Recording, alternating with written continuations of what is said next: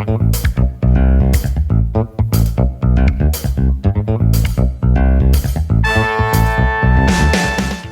is John Zaninovich. Welcome to Move My Mass. You'll be hearing from great guests talk about balancing life and being fit.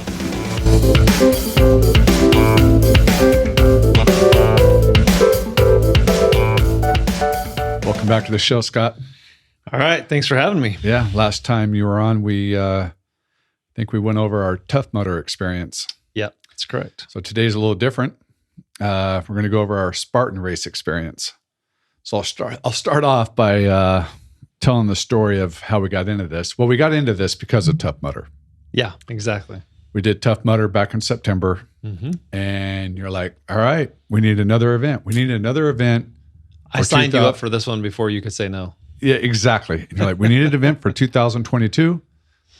I'm going to sign us up for something. At the time, you didn't know what it was going to be yet. Yeah. But yeah, you signed us up for Spartan. Yep. But you signed us up for Spartan Beast. Right. Which it can vary in distance, but this one was 14 or 15 miles? 14 miles, yeah. Yeah. And, you know, a lot of people won't believe this, but we forgot that we signed up for it, right? We did. Until 6 weeks ago. Yeah. Well, 6 weeks before the race. Yeah.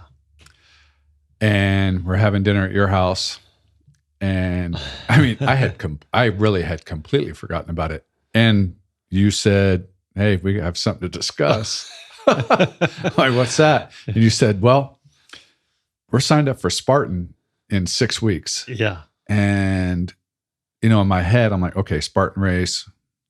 I don't remember that at all. But what Spartan are we signed up for? And then you know, because I'm thinking Tough Mudder distances. Right. No. We're signed up for Spartan Beast, right? 14 miles. And at the time, we're like, all right. And we knew it would be 25 to 30 obstacles or whatever it would be. But right. Yeah, you said, yeah, you know, it's 14 miles and this and that. And we said, what the hell? Let's go do it anyway. We hadn't been training for it whatsoever. I mean, we do our workouts, whatever they were at that time. But yeah. And thank goodness your coach said, you guys have zero business doing this. Yeah. Drop down to the super. Yep. And go ahead. I was just saying that, yeah, well, we thought it was a 20K. So I thought 12 miles. 12 miles we could probably do. But come to find out, Spartan always, because you've got penalty loops and it's off-road, it's never exactly, and it can be up to 16 miles on a Beast on a 20K. Yeah. So once we found out this one was over 14 miles, my coach, because I've since started working with a coach after Tough Mudder, I started working with someone. He's like, okay, yeah, you could do it, but coming off the couch, you're just going to injure yourself. Yeah. He says, it's not smart. So we dropped down to the super, which I'm glad we did. But on the starting line, I was really afraid. I thought, you know what, this is not going to be long enough. We were both worried. This is not going to, I said, hour and 20 minutes, we're going to be done with this thing. Right. Yes. But, and boy, were we wrong. We were wrong. Yeah, we were wrong. I will never doubt your coach again, ever. You know. So anyway, yeah. So we did drop down in the super, 7 miles. Yep. 25 obstacles. Yep. So what did you think overall? What did you think of the race? So a lot of people haven't done Spartan or have thought about Tough Mudder. And so I thought we ought to start by talking about the differences between the two. Right. So we jumped in last fall and did a Tough Mudder, which I enjoyed, but I noticed everyone, if they didn't feel like it, walked around the obstacle. They just walk around it, and they would not do a penalty loop. They didn't do burpees. They didn't do anything. So I felt like a Tough Mudder was for people who just, if they didn't feel like it, they didn't have to do it. But I went into Spartan thinking or hoping, well, they'll hold us accountable. They'll make us do it. And they had an aide or somebody at every obstacle. And if you didn't do it, you had to run the obstacle or the penalty loop or do burpees right there. And I loved that subtle difference, but it held you accountable, made you do it. Well, it made the race difference. And burpees, 30 burpees. Yes. So either you don't attempt the obstacle and you do 30 burpees, or you attempt the obstacle and you fail and it's 30 burpees. Yeah. Yeah. And that was the biggie for me, to go from Beast to super. Right. You know, and I'm like, if I have to I had no idea how I was going to do on the obstacles. Yeah. Like if it's a bad Right. day, I can't do Yeah. 300 burpees Right. and expect to run Right. 14 miles. The Beast had 30 obstacles. We had 25 in the Super. I think the Beast Yeah. had 30 obstacles. So Right. there was 5 more even than we did. So Yeah. you know some percentage of them you're not going to be able to do. And so you're adding up all these burpees in your head and going, I didn't know there was going to be penalty loops for running or an option. Right. Some if you failed an obstacle, sometimes you had to do burpees and sometimes you had to do the penalty run. You didn't have a choice. But I thought every one of them was going to be burpees. So I started adding in my head how many burpees we were going to do on a day. That was worrisome. Yeah. So first of all, for the person that's never done this, if you're watching or listening, the running's the easiest part of the whole thing. Yep. And I say that if it's going to be the easiest part, if you're going to have issues with, say, a third of the obstacles, running's the easy part.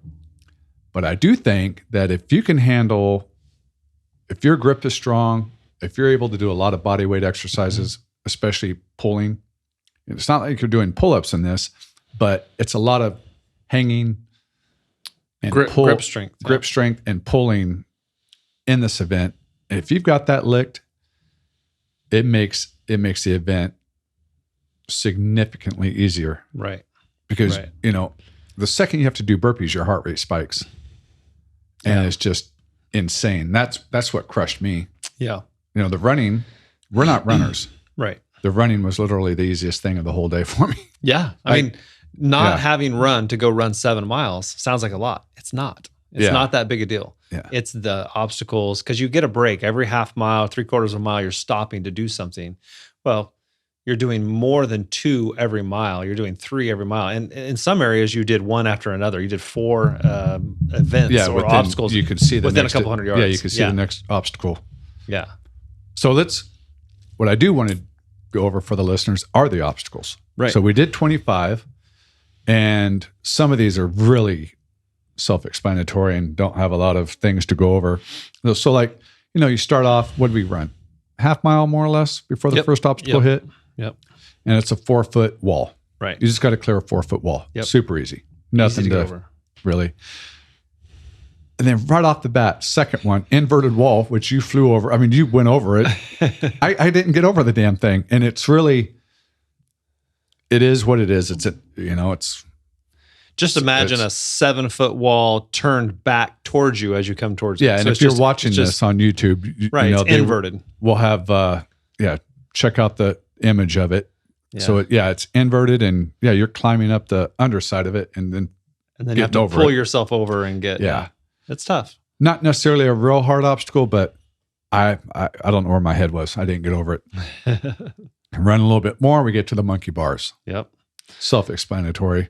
Self-explanatory, but hard. Monkey bars I haven't done them since I was a kid. Yeah, I failed them too because it's technique. I thought, okay, if I just let my arm completely lengthen out, I'll be working my shoulder. And then I felt like I was pulling my shoulder out of the socket. So I don't think that was the right thing. I should have been more flexed and tried to go from one to the other. I did that later in the race and it worked well. Yeah. But I failed the monkey bars right off the bat.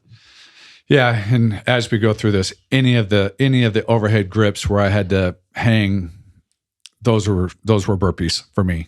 It is what it is. It didn't matter if it was the twister or whatever. If it was overhead, I'm doing burpees. Yep. But so we get through the monkey bars, and if you're thinking about doing this event, like I've already said before, work on your grip. And then and then we run a little bit more, and then we get to the barbed wire crawl. Yep. And those I'm going to put in the category of one of the fun obstacles. But there's little things too. There's subtle problems with the barbed wire, right? You're crawling in sand. So it's really rough on your knees. My knees both still have scabs on them today. Yeah. And so you're crawling through the sand. So your elbows and your knees end up with scabs on them because you're just crushing them in the sand. But you did something interesting. Yeah, I rolled it. I only did it because I saw it on, before we raced, I looked up obstacles. I'm like, oh, okay, that looks like a faster way to get through it, which it was faster, except I forget, how long do you think it was? 25 yards, more or less? Yeah, 25 to 50 or 30, maybe something like that. Somewhere in that range. By the time I was down, I was incredibly dizzy. Yeah. You stopped. You couldn't run. You couldn't go anywhere. Once I got out from the barbed wire, I just had to take a knee for a second, not because I was tired, but I'm like, all right.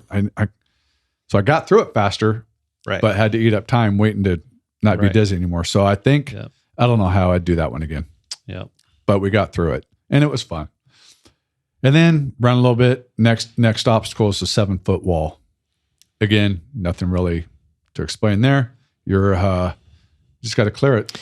I thought you would run up to it and try and jump onto it, but that didn't really work for me. So I just had to stand right next to it and vertically jump straight up and get my hands on it and then pull myself over.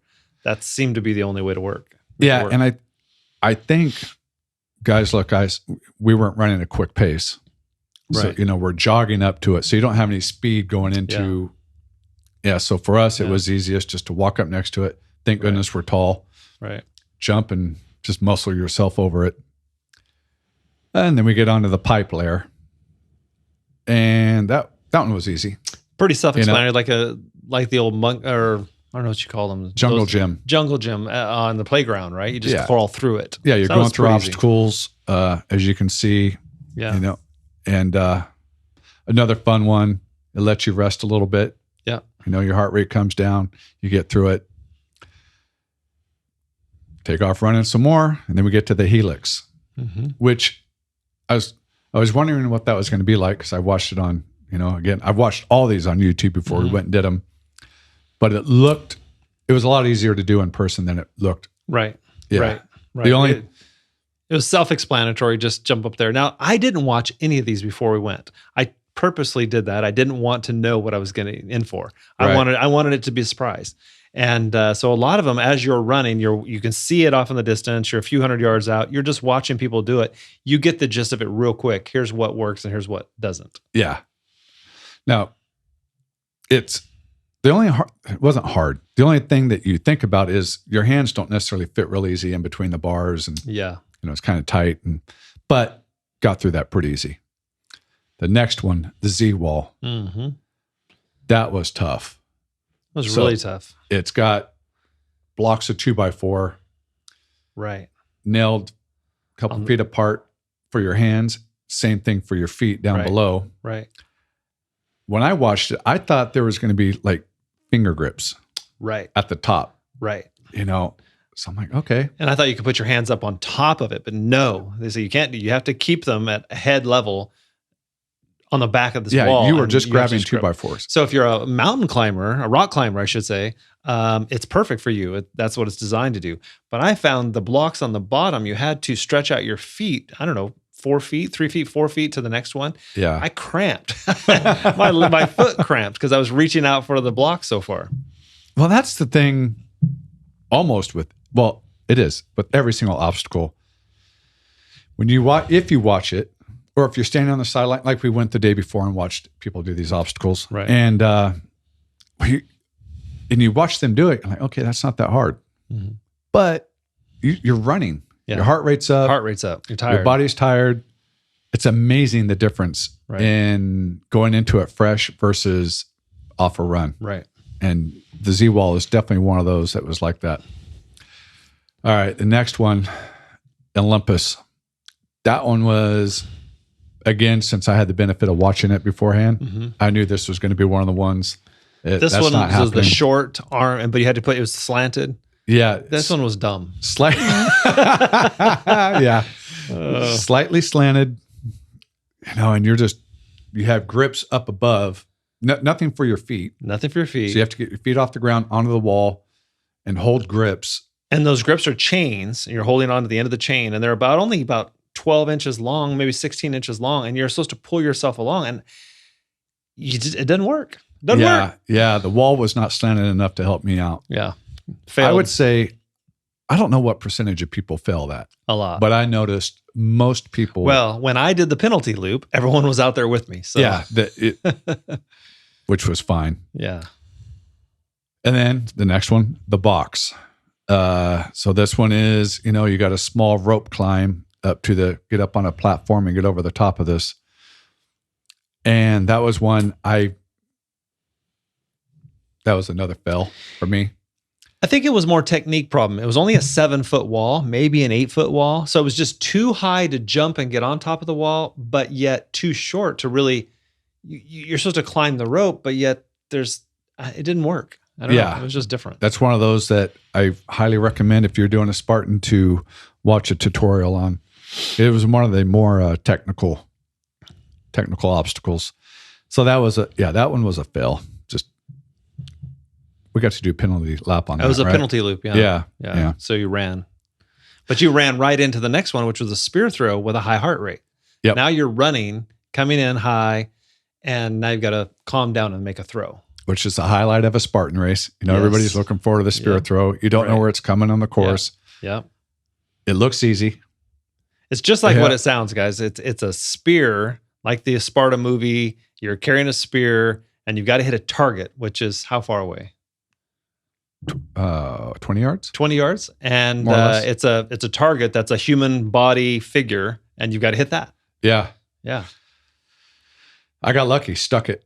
Yeah, you did. Yeah, and I didn't. I missed the whole darn thing. And that was the one that was. They watched us do the burpees on most, but they really watched you guys do your burpees on that. Oh yeah, they did. And they said, you've got to look into this camera right here. They had a camera filming the burpees there. Yeah. And I don't know if it was really connected to anything, but they said, you got to show them your bib number. You've got to do the burpees. So you had to make sure everything counted. And they were standing there watching. But it's kind of a cool place where they put it in the middle, because that is the, their signature, I guess. Yeah, it's their signature event. Yeah. All right, now let's get back into some heavy stuff. We leave that and we go to the Atlas carry. Yeah. So you jog for another quarter of a mile or so, or run to the Atlas carry. And that's that big cement ball. And how heavy did you say it was? 105 pounds. Yeah. That was heavy. And it's in a pit. So imagine over 2 days, everyone's dropping that ball down on soft dirt. So what's it create? It creates its own hole. But the hole is just the width of the ball. You can't step into the hole. So now the ball is sitting 6 feet below the ball is sitting 6 feet below your feet. Yeah. So you have to really scoop down and pull this 105-pound ball out. Yeah. And it was heavy. Of course, 105 pounds is heavy. But I picked it up. Okay, this is heavy, but not that heavy. Right. Within about 5 to 10 steps. It's heavy. I'm like, okay, what do we have to carry it? Yeah, probably 15, 20 feet over and back. Yeah. So it's not a long distance. 40, 50 feet total. But when I turned the corner around the flag to bring it back, I was like, okay, I can't wait to put this thing down. Yeah. And I was half wondering if I was gonna make it back to drop it. Right. And which I did when I got to the hole. Yeah. Dropped it and let's move on. But I was fine to run right after that. Right. I think we took off. And now we get to the multi-rig. Another monkey bar kind of apparatus. Yeah, it was rings. You started off with rings. So it was a ring hold, like the playground. Yep. But again, I had a technique problem. I was going all the way where I should have been a little flexed and I would have been fine. And you went from ring to bar back to ring to get across this multi-rig. Right. And no, it was a fail for me also. Yeah. And work on that grip, people. You're going to need it. Yeah. And then we get to the next one, bucket carry. Yep. And I have, I don't know how heavy it was. 50 pounds? I would say somewhere around 50. Yeah. And I did the, if you look it up, as I looked it up before we did this episode, so I'm like, well, I want to, put it on YouTube so people can watch as we're talking about it.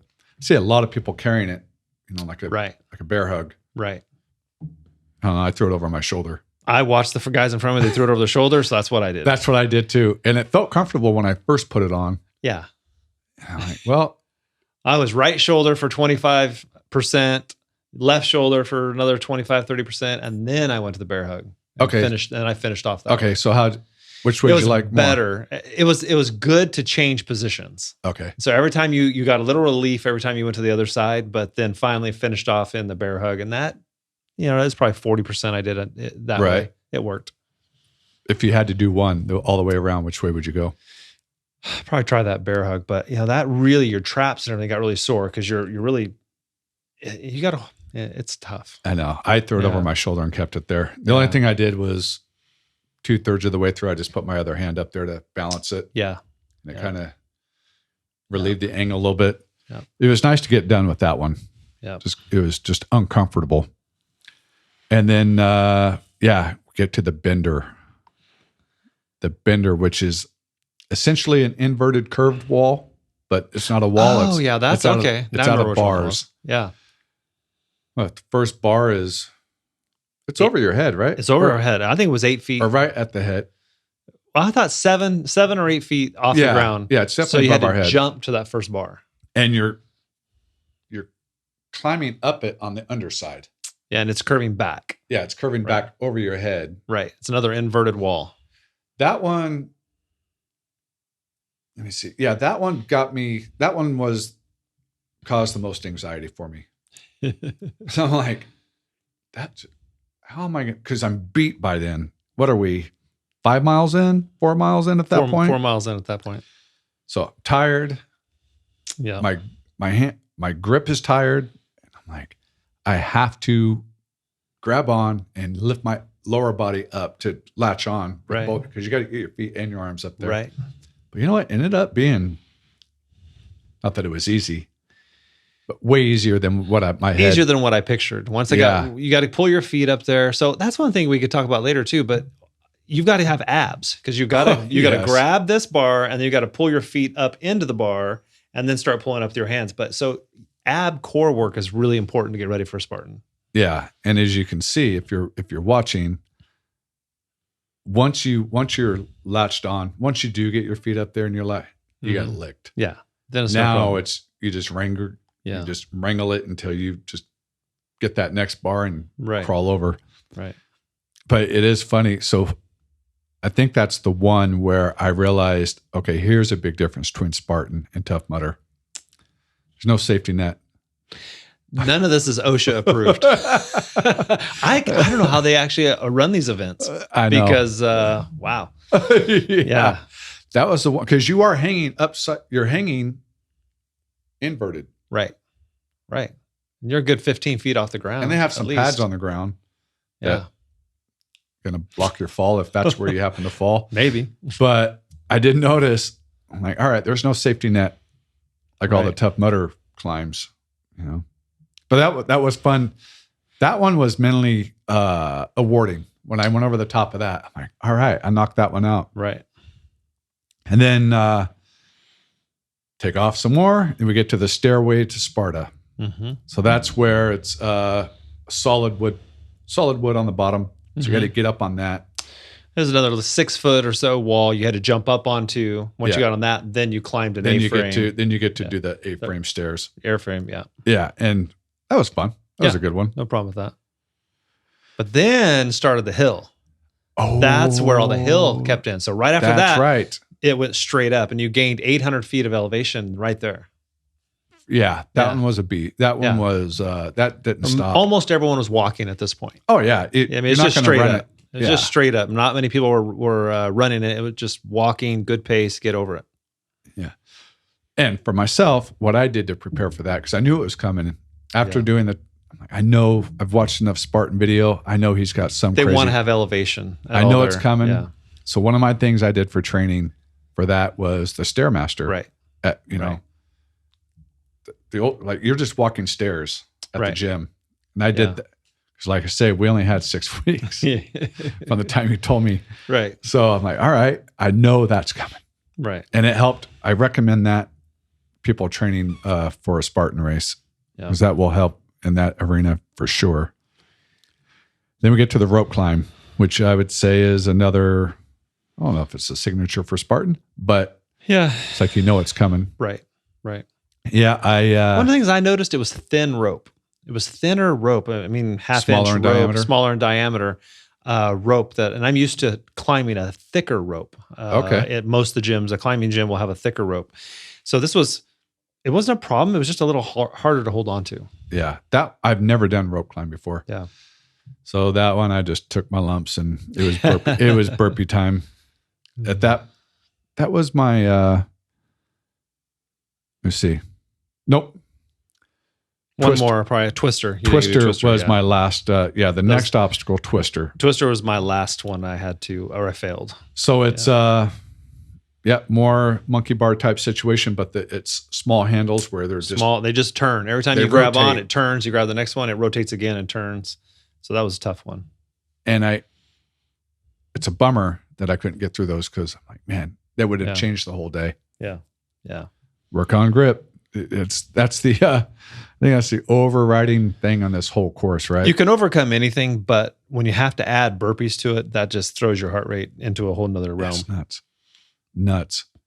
So leave that, which I did do burpees after the Twister. Now we're probably 5 miles in. Mm-hmm. Now closer to 6 at this point. Yeah, beat at this point. We get to the plate drag. And I knew it was in the course. Right. Like, all right. But mine, they're all different. Right. Because it's not like it's perfectly flat and everybody's dragging. This one had little hills in it. Well, what they did is they just took bare earth and they took these plates it was a 2 foot by 2 foot long by 2 foot wide with walls on it. And they put weight bags inside of it. It was all metal, and then you just pulled it. It was almost like a little sleigh or something, but you pulled it across the ground. Yeah. So after 2 days, by the time we went, it had dug its own pit. So each pit was a little different. Some had undulations in them. Some of them were pretty flat, but it just depended on who the last person was that pulled it through. Yeah. And when I walked up to it, I'm like, I wanted to pick a smooth. I'm like, okay, I can see some aren't smooth. I thought I picked a smooth one, which it was smooth, but I think I found out why it was smooth. Because the nose of my sled was just digging in to the sand. So I was pulling. It wasn't like the front end was on top and gliding across. It was just digging in I was pulling earth with me the whole time, which was fine. Got through it. Yeah. Then you turn around though, and you grab a little chain handle and you drag it back to its original spot. So you drag it both ways. So it's ready for the next competitor. Right. That one kicked my ass. How much do you think that weighed? I'm going to say 75. Yeah. I guess. Somewhere in that range. Yeah. I don't know because it was dug in the whole time. Yeah. But it was heavy. It was definitely heavy. It was extremely heavy. Yeah. And then now we get to the Sandbag Carry. Now you can start to see the finish line. Yeah, you're in the last half mile now. Yeah. There's about 5-6 events in the last half mile. And that one wasn't hard. No. I mean, it was... Grab a big sandbag, put it across your shoulders, and some of us, I'm included, I put it on one side and draped it over my body instead of draping around your neck, which would be on both sides, and evenly balance it. But I did on one side, and after, I don't know how far we had to walk, but a few hundred yards. Yeah. And by halfway through, I'm like, oh, this is tweaking one side of my back. Me too. Yeah. But what happened, I was so tired is when I got it over my shoulder, that's where it was staying. Yeah. Well, because the sandbag, once you get it up, the sandbag's 50, 60 pounds, maybe more. It's something like that. It's expensive, or not expensive, but heavy. When I threw it over, it was comfortable. But it is expensive. It costs a lot of energy. Yes, it did. But it was heavy, but when I threw it over, it felt good. Yeah. Like, oh God, it's like, I don't know, like a hug. You're looking for a hug. That hug ended within 50 yards. Yeah. I would say, I don't know, get used to walking around with some weight if you want to train for that one. And then we get into the last 4, I'd say were a lot of fun because you're at the end. They weren't really technical. So the vertical cargo wall, you're just going up a 20 to 25 foot wall that's cargo net. Got to go up and over. Yeah. But you got to be careful because you hang a leg up in one of them or miss a grip or something, you're going to fall. So again, not OSHA approved. Well, that was fun when we went and watched the elites. Yeah. I went up it like a ladder and I came down it like a ladder. Sure. Went up carefully, came down carefully. So you can imagine if you've not seen one of these, we watched the elite group go really fast. They'll climb up the ladder, reach their hands over, get a grip, and then flip over the side, or over the top. They'll flip over and then they just let go and drop to the bottom. It's practice, right? Practice. Yeah. Yeah. And now you're at the slip wall and literally you're only a couple hundred yards from the finish line. Yep. So they got these last three obstacles right next to each other, which was fine. It totally worked. So the slip wall is an A-frame. One side is just solid wood with rope about halfway up. Mm-hmm. So you got to run halfway up, and what I noticed in watching some videos of others, half the time that's really slippery. That's why they call it slip wall, or wet, and so people will slip and not get to the ropes. So ours was pretty dry, so we just ran up it, grabbed the rope, and pulled ourselves the rest of the way. That was nice to go over that. But this next one, the Hercules Hoist, that one was harder than, because I've read where the bag is 100 pounds. Right. So you're hoisting a 100-pound sack up 25 feet in the air through a pulley. Sounds easy, difficult. I failed. You're at the very end. Yeah. And you're smoked. Yeah. So it depends. If you just stand there and try and pull end over end, pull 100 pounds straight up, it doesn't work. Right. So you and others, I noticed, would lean back and almost fall to the ground and use body weight pulling it, and then get back up. And I failed. I didn't get back up. I did it, and then I was just stuck at the bottom. It was technique again. Yeah. But 100 pounds is heavy. Yeah, it was heavy. But I'd say if they lined up any of these at the end, it's easy to get through those last ones because the finish line's right there. Right. But the other thing is there's a few hundred people sitting there watching you do these at the end too. So I got to do burpees in front of a few hundred people, and they got to cheer me on. Yeah. Right. Yeah. Yeah. And then, the last A-frame cargo net. Yeah. It was pretty high. But other than that, it was good. Right. Fun to go up and over and then cross the finish line. Yep. But it was a good day. It was a good day. And I'm hoping people that hope we went through some things. And if you're watching this, there will be pictures of each obstacle as we went through them and talked through them. But again, I know you have plans to do another. Yeah, I loved it. I was so excited by it. I thought that running, I'm not interested in just doing a run. I mean, even triathlons are a little old because you go out and run 12 miles at a time at the finish. But this broke it up. Every 100 or 200 yards or half a mile, you got to do an event, and you forgot about the fact that you were running. Right. So I loved it. So I'm going to do another one in Monterey in June. And then I plan to do the Beast in October up at Tejon Ranch. And we'll do the Beast there. And that's where we did the same place we did the Mutter last year. So I know there'll be several thousand feet of elevation gain there. Yeah. If it is the exact same course as that Tough Mudder, that was some of the hardest elevation. Yeah, steep and exposed, right? In October, it was still hot. And it just went. Well, hey, man, it was fun rehashing this. Yeah, good stuff. We'll possibly do another Spartan someday. Possibly. I know my weakness. My weakness is overhead grip strength, holding myself up, doing monkey bars and stuff like that. And I will train for it. If I see myself get to a point where I'm efficient at it, I'd be more than happy to do one of these again. Well, you can only get better, right? But even this was doable, even with hardly any training. Totally. It was fun. It was doable. It was a couple-hour day, and it's anybody can do this. It's you just get out there and have fun. And I can't. The next day, I was almost on a high. We did it on Sunday, so Monday and Tuesday. All my management team, they love it when I come home from doing something like this because I'm just excited about everything. And you feel like you had a sense of accomplishment. You went out and you did something really hard, and it's great for morale. Yeah, it totally is. Yeah. Well, looking forward to watching you on your next one. That's not fair. Right. So, hey, what's your workout tomorrow? Tomorrow is weights. It'll be Friday. So I'm back. So I've ran twice this week already and lifted on Wednesday. So tomorrow I took one day off after this, which was Monday, and then went right back into running Tuesday, and lifted Wednesday, ran Thursday, and it was good. Excellent. All right, man. Thank you. All right.